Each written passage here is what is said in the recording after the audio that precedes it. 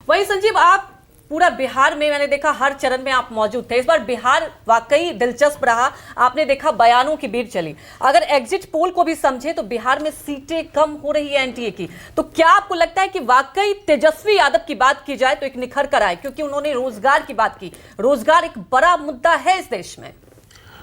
देखिए, बिहार की जो राजनीति है उसमें खासतौर पर जो जातीय गुणागणित है वो बड़ा अहम होता है। और चाहे देश में जो भी हवा बहती हो, बिहार में जातीय गुणागणित के इतर आप वहाँ के नतीजों को नहीं देख सकते हैं।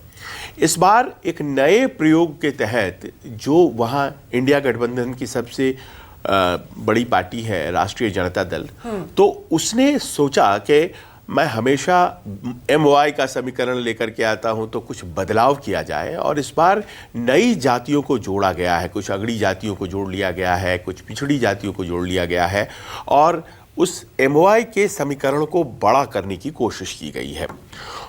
उसके बरक्स अगर आप देखें कि एनडीए ने क्या किया है, तो उसने अपने कुनबे को और ज़्यादा बड़ा करने की कोशिश की। आपने देखा कि जो पारंपरिक रूप से लोक जनशक्ति पार्टी लगातार उनके साथ हुआ करती थी, उसके अलावा जीतन राम मांझी को जोड़ा गया, फिर से उपेंद्र कुशवाहा को जोड़ा गया, और एक बड़ा बुके तैयार किया गया एनडीए के द्वारा।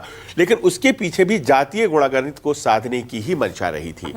पाया ये जा रहा है कि 40 में से 39 का जो आंकड़ा है वो क्या इस बार संभव है। और बहुत सी सीटें ऐसी हैं, हालांकि अभी परिणाम बताएंगे थोड़ी देर में, लेकिन बहुत सी ऐसी सीटें हैं जिसको कि आप देखेंगे तो लगेगा कि इंडिया गठबंधन फाइट कर रही है। वो नतीजों में तब्दील होता है क्या? बिहार में एक बहुत बड़ा फैक्टर है अनाज वितरण का स्कीम, और अगर ये काम करता है तो जाहिर है भारतीय जनता पार्टी को एज है।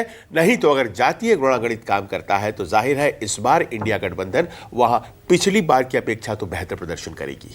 ठीक है, देखिए हमने जैसे कहा कि ग्राउंड जीरो का अनुभव बहुत महत्वपूर्ण होता है। संजीव लगातार ग्राउंड जीरो पर रहे,